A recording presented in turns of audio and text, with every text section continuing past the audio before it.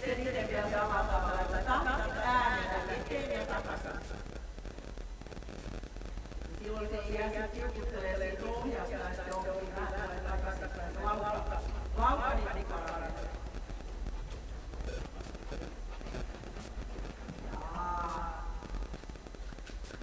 Hyvä. Nyt kädet. Reivät hankkia.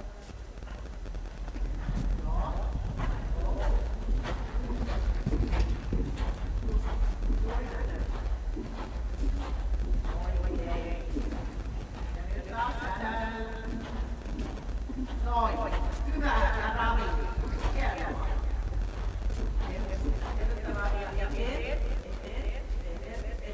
Noin. Hyvä.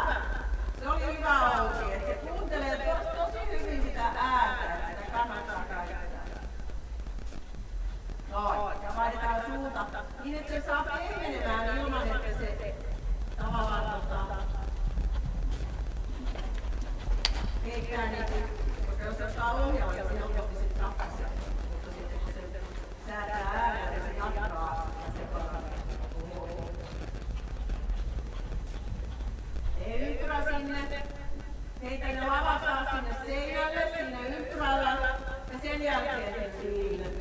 Se on todella paljon parempi kuin viimeksi. Se on törkeä. No niin.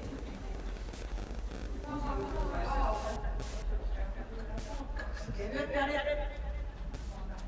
Noin. Menee sisäkäsi. Ja nosta. Äläskä vahvasta. Noin.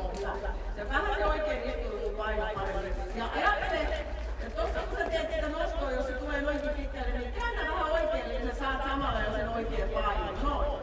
Hyvä. Ja sitten tästä taas sama juttu. Pikkusen eteen ja sitten noin.